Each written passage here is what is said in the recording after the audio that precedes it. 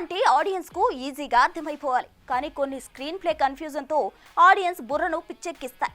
ఫలితంగా box office వద్ద సోదులో లేకుండా పోతాయి. ఇదిగో అలా వచ్చే బొక్కుబోర్ల పడ్డ ఈ సినిమాలు ఇప్పుడు మరో వెర్షన్ తో ఆడియన్స్ ముందుకు వచ్చేందుకు సిద్ధమవడం ఇక్కడ విశేషం. ఒక్కసారి సినిమా పోయిందంటే మళ్లీ దాని గురించి తలుచుకోవడానికి కూడా మేకర్స్ పెద్దగా ఇష్టపడరు. కానీ మారుతున్న ట్రెండ్ చూస్తుంటే వచ్చిపోయిన సినిమాలని మళ్లీ రీఎడిట్ చేసి మరోసారి ఆడియన్స్ ముందుకు తెచ్చేట్టే కనిపిస్తోంది. అయితే దీనికి కారణం బాహుబలి ది ఎపిక్ అన్న టాక్ వినిపిస్తోంది. 2 పార్ట్స్ ని కలిపి కొన్ని సీన్స్ తీసి మరికొన్ని యాడ్ చేసి మరోసారి వదలబోతుండటంతో అలా చేస్తే ఎలా ఉంటుంది అని ఆలోచిస్తున్నారట మేకర్స్. వాస్తవానికి ఇది హిట్ సినిమా కాబట్టి ఇలాంటి ఎక్స్పెరిమెంట్స్ వర్కౌట్ అవుతాయేమో కానీ ఫ్లాప్ సినిమాలకి ఇది ఏ మేరకు వర్కౌట్ అవుతుందో మేకర్సే చెప్పాలి. ఈ లైన్లో సూర్య కెరియర్ లోనే అతిపెద్ద డిజాస్టర్ అయిన సికిందర్ సినిమాని స్క్రీన్ ప్లే మార్చి మరోసారి ఎడిట్ చేసి వదలబోతున్నారని టాక్.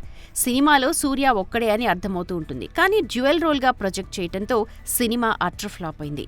సో ఆ స్క్రీన్ ప్లే మార్చి దానికి వాడని ఫుటేజ్ కొంచెం యాడ్ చేసి కొత్త వెర్షన్ ని రెడీ చేస్తున్నారని కాలీవుడ్ లో టాక్. ఇక మహేష్ బాబు 1 నేనొక్కడిని కూడా ఇలాగే రీఎడిట్ చేసి కొత్త సీన్స్ యాడ్ చేస్తే ఎలా ఉంటుంది అని థింక్ చేస్తున్నారట మేకర్స్.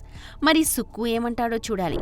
ఇక గోపీచంద్ సాహసంపై కూడా ఇలాంటి సాహసానికే పూనుకోబోతున్నారట మేకర్స్. చూడాలి మరి సరికొత్త ఎడిట్ వర్షన్స్ తో రాబోతోన్న ఈ సినిమాలు ఏ మేరకు ఆకట్టుకుంటాయో. For more videos like this, subscribe Big TV channel.